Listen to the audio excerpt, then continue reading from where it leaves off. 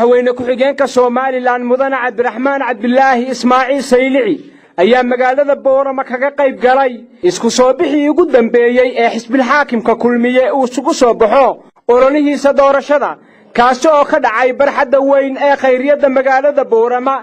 dadweynihii isugu yimiday barxaddaasi ayaa waxay xidhnaayeen astaanta gaarka u ah xisbiga xaakimka kulmiye iyagoo ku dhawaaqayay erayadani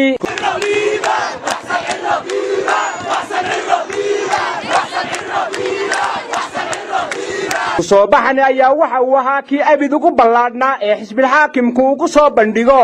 caasimada Boorama ee gobolka Awdal iyadoona guud ahaan baa madaxdii ka qayb galayay isku soo baxani ay shacabka ku boorinayeen in maalinta Isniinta ee 13 bisha November ay codkooda siiyaan xisbiga xaakimka kulmiye. banan baynu guubaaniye hadal soo wadnay maanta ay noogu dambaysa waa maalintii 7aad ee baroobada ay nuulahayn marka waxa weeyaan 13 November bay noogu xigta oo maalin Isniina waa codka iyo 13 November Saudiyaar uma tiidina inaad xisbiga kulmiye u caysaan doorashada maanta soo socota ee loo soo halgamayay waqtiga badan ee dididku idinka galay ee lacagtu idinka gashay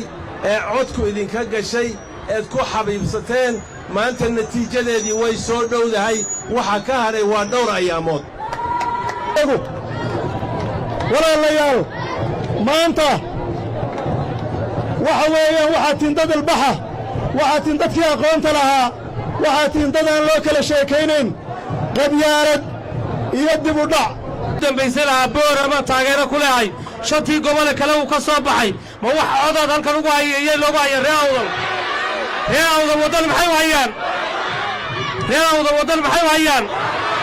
halkeen xogta ku rigaysiin haddii alla yidhaahdo waxaa inoo ballana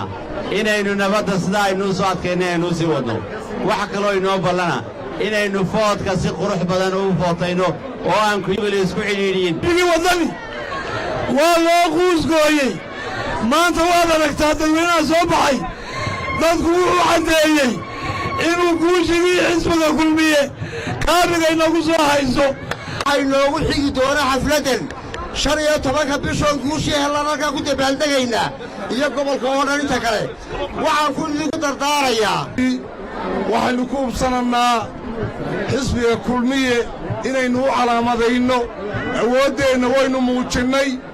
awooddeenni oo rasmiyana waxaan muujin doonnaa 13 bisha waxay noogu xigtaa halkaa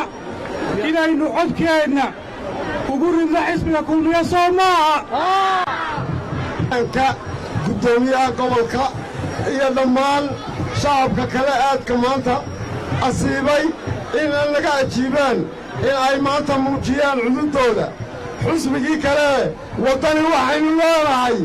fasaluu faraxsanahay waxaan ka arkayaa iga muuqda maanta in maanta xisbigii kulmiye guusha uu ka helayaa magaalada Boorama iyo gobolka Awdal ay maanta caddaatay ayaa meesha ka muuqata. waa nuuc kadiya telefishinka caalamiga Star Boorama.